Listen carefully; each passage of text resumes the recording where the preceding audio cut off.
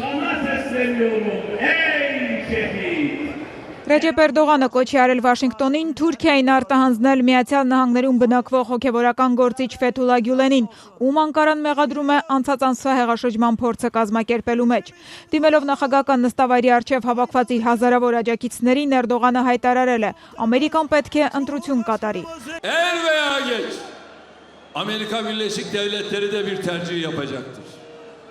Ya Türkiye ya FETÖ.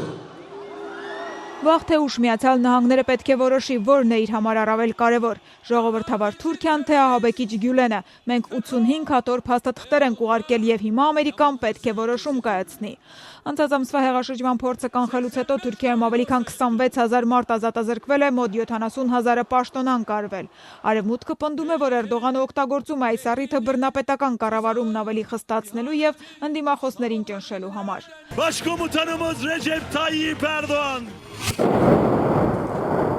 Հալեպում ըստ իրավապաշտպան ակտիվիստների մարտերը շարունակվում են չնայած ռուսական կողմի հայտարարած 3-ժամյա հրադադարին։ Ասադին աջակցող Կրեմլը երեկ խոստացել էր ամեն օր առավոտյան 3 ժամով դադարեցնել կրակը խաղաղ բնակիչներին մարդասիրական օգնություն հասցնելու համար։ ՄԱԿ-ը դատապարտել է այդչափ կարճ ժամանակահատվածը, պնդելով, թե Հալեպում իրավիճակը մոտ է հումանիտար աղետի։ Ըստ կազմակերպության տվյալների, շրջափակման եւ բռնությունների պայմաններում շարունակում է ապրել մոտ 2 միլիոն մարդ։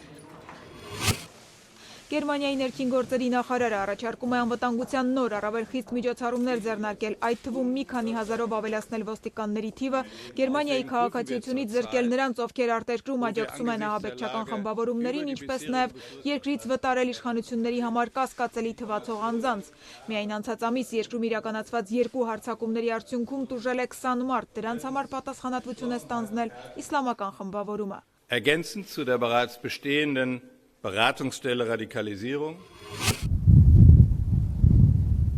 Ֆրանսիայի հարավում երկրորդ օրն է ամառային հրդեհներ են մոլեգնում, կրակի տակ առնելով Մարսելի մերձակա մի քանի քաղաքներ։ Հրշեջները խոստովանում են, իրավիճակը լուրջ է, բռնկվել է ավելի քան 3000 հեկտար, սակայն իրենց առայժմ չի հաջողվում մարել կրակը։ Մի շարք բնակավայրերից մարդկանց սկսել են տարհանել, որոշ մայրուղիներով երթևեկությունը դադարեցվել է։ Մարսելի օդակայանը շարունակում է աշխատել, սակայն որոշ թռիչքներ հետաձգվել են։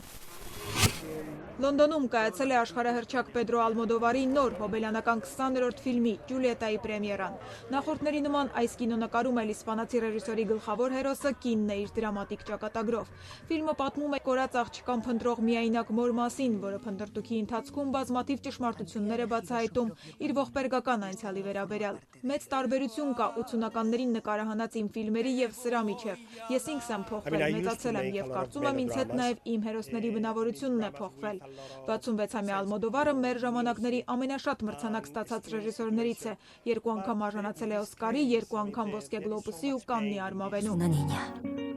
porque me resultaba demasiado doloroso, o por simple pudor.